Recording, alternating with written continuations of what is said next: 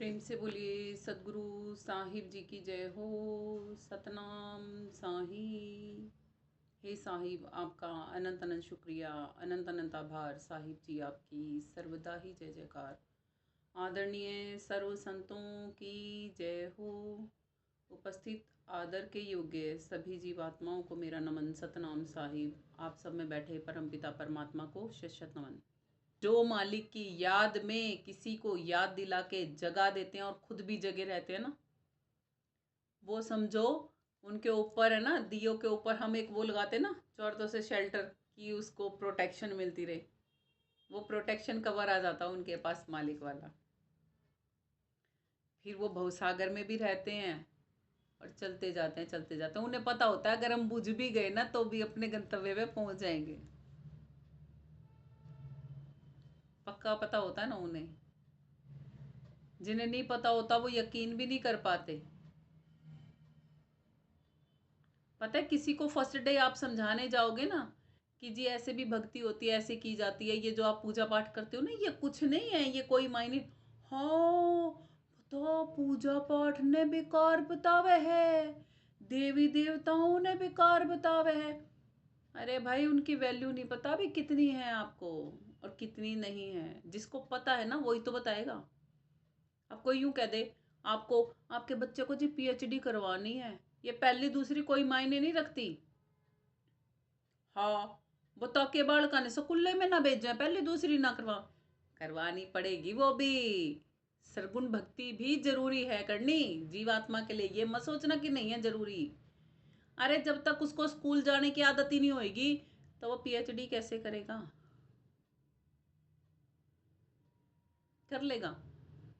किसी को 1 घंटा सीधा ऐसे बैठने की आदत नहीं है, उसको आपको 6 6 घंटे ऐसे सीधा बैठना है, वो बैठ जाएगा।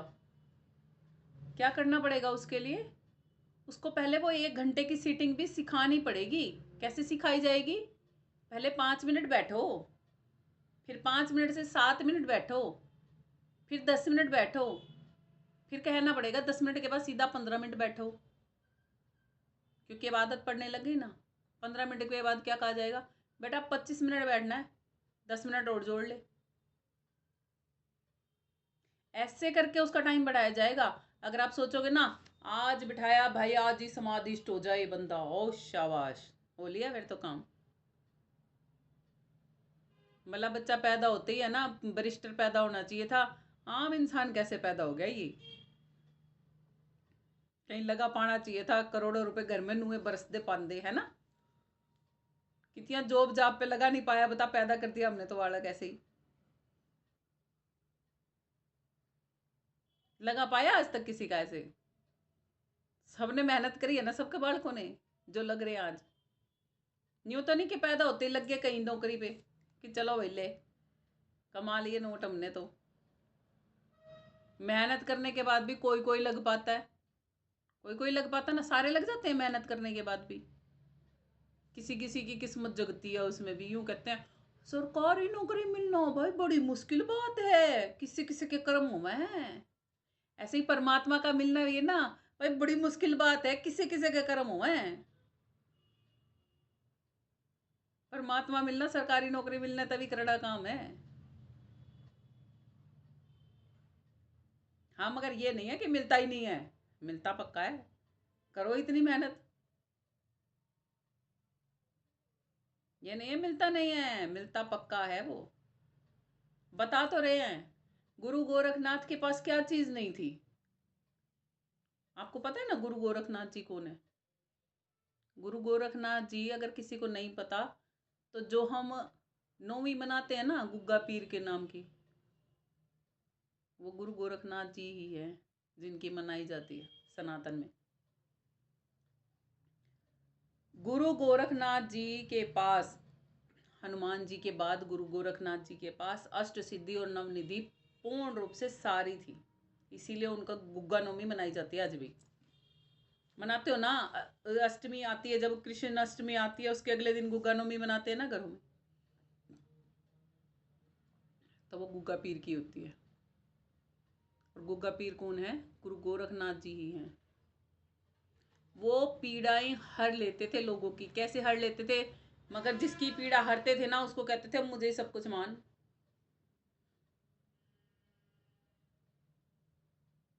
मुझे ही सब कुछ मान। अब उनमें अहंकार था इस चीज का कि मुझे ही सब कुछ मान,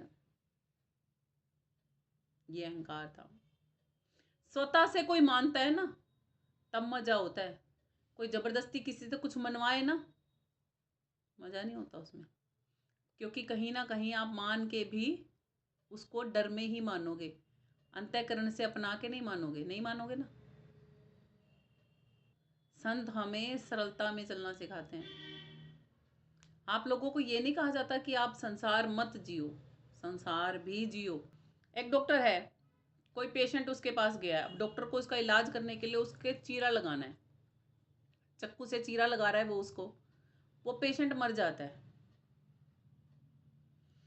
और एक डाकू है, चोर है, सामने वाले को लूटने के लिए चीरा लगा रहा है और वो बच जाता है। अब बताओ सजा किसे मिलेगी, डॉक्टर को मिलेगी या डाकू को मिलेगी? डाकू को क्यों मिलेगी भाई, वो तो बच गया, बंदा मरा थोड़ा ना है। डाकू ने तो मारा था, वो तो बच गया बंदा, और डॉक्टर ने जिसको मारा था वो तो मर गया। दीदी मिलेगी तो डाकू को ही उसकी भावना गलत थी ना, लूटने के लिए। समझ गए ना? अब वो भाव समझना जरूरी है कि हमको जो समझा रहा है उसके पीछे उसकी भावना क्या है। जब आप ये चीजें भी समझने लग जाओगे ना कि जो सामने वाला बोल रहा है उसके पीछे उसका इंटेंशन क्या है, हमारे लिए अच्छा है या हमारे लिए बुरा है। अगर हमारे लिए बुरा भी है ना तो हमारा बुरा नहीं करेगा वो, क्योंकि डाकू ने तो मारा था ना चक्कू, वो तो बच गया। बुरा किया था ना किसी ने, फिर भी मालिक ने बचा लिया। और अगर हमारे लिए कोई अच्छा करेगा तो हमें सहन करना चाहिए, वरना हम मर जाएंगे। डॉक्टर ने क्योंकि जब चक्कू चलाया, अगर वो पेशेंट सहन नहीं कर पाया ना तो वो मर गया। समझ गए? अब इसीलिए फॉरएवर हमें पॉजिटिव रहना चाहिए, जो कि सामने वाले के कर्मों का भोगता सामने वाला बनेगा। मेरे कर्मों का भोगता केवल मैं बनूंगी ना, आप लोग नहीं बनोगे ना। और आप लोगों के कर्मों का भोगता आप लोग ही बनोगे, मैं नहीं बनूंगी। अब मेरे बारे में आप सत्संग सुनते सुनते अच्छा सोचोगे तो भी आपका ही होना है, अच्छा या बुरा। बुरा सोचोगे तो भी आप ही का होना है। समझ गए ना? इसलिए ये एक सत्संग के लिए तो आपको उदाहरण दिया है। यही बात आप सब लाइफ के मेंबर्स जितने भी आपकी लाइफ में ना, सबके लिए अप्लाई कर सकते हो। समझ में आया ये क्यों समझाई है इतनी डीप में बात? हमें लेना कैसे है, हमने अपना देखना है, सामने वाले का नहीं देखना। ऐसे ही अगर मैं किसी के लिए बुरी भावना से कुछ बातें बोल रही हूं तो मेरा ही बुरा होना है, और अच्छी भावना से बोल रही हूं तो मेरा ही अच्छा होना है। सामने वाले का अच्छा बुरा नहीं होता, सबसे पहले हमारा होता है। इसीलिए संत जन पता है क्या बताते हैं कि जब हम क्रोध करते हैं ना किसी के ऊपर, क्रोध अग्नि पहले कहाँ लगती है? पहले हमारे अंदर लगती है।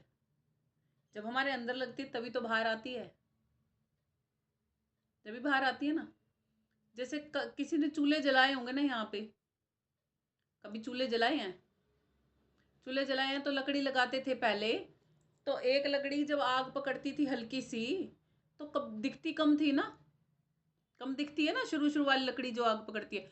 जब खूब सारी लकड़ियां आग पकड़ लेती हैं तो वो चूल्हे से भी बाहर फ्लक्चुएट होती हैं, निकलती है ना बाहर, चूल्हे से भी बाहर निकल आती है ना। तो क्या हुआ, पहले वो क्रोध अग्नि धीरे धीमी थी, अंदर में ही थी। फिर क्या हुआ, धीरे धीरे बढ़ते बढ़ते बाहर आ गई। क्या हुआ, खुद को भी जला दिया, चूल्हा जल जाता है ना अंदर से, और फिर बाहर वाला भी एरिया जलने लगता है, बाहर वाला एरिया भी जलने लगता है ना। ऐसे ही होता है काम वासना के साथ भी, ऐसे ही होता है। काम क्रोध लोभ मोह अहंकार, इसीलिए कहा जाता है ये 5 विकार हैं। ये क्या क्या चीजें जला देते हैं पता है? ये ज्ञान विवेक धैर्य शीलता संतोष विवेक करुणा दया, ये जला देते हैं जो इसकी चूल्हे के आसपास होता है। समझे? अब तुमने चूल्हे के आसपास वाला सामान जलाना है कि बचा के रखना है, अब देख लो। ब्रह्म अग्नि ऐसे उद्गारित करनी है कि आपके अवगुण जल जाएं। ऐसे ब्रह्म अग्नि मत उद्गारित करना कि आपके गुण भी जल जाएं, क्योंकि ब्रह्म अग्नि जब उद्गारित होती है ना, हमारे अंतःकरण में जब ब्रह्म अग्नि उद्गारित होती है ना, तो ज्ञान बढ़ता है। जब हमारा ज्ञान बहुत ज़्यादा बढ़ता है ना, तो पता है क्या होता है? अहंकार आ जाता है, और उसकी वजह से हमारे अंदर में अलग अलग प्रकार के ना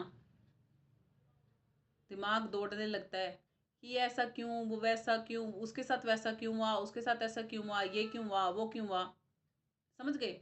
संशय, भ्रम इत्यादि घर करने लग जाते हैं हमारे अंदर में।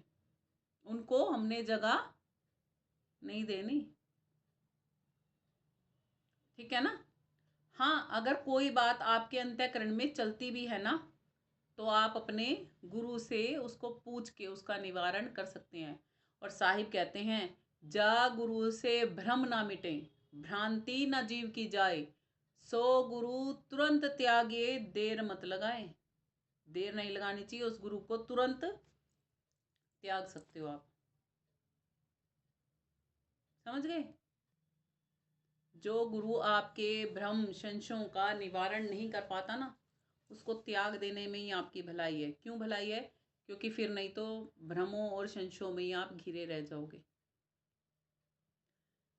जैसे एक मेरे से एक क्वेश्चन पूछा गया था एक बारी कि हम तो सतभक्ति में चल रहे हैं, अभी कोई हमसे संसारी कोई मिल जाए, हमारा प्रियजन ही हो, तो हम उसे सरगुण भक्ति के उपाय क्यों बताते हैं, या निर्गुण भक्ति के उपाय क्यों बताते हैं?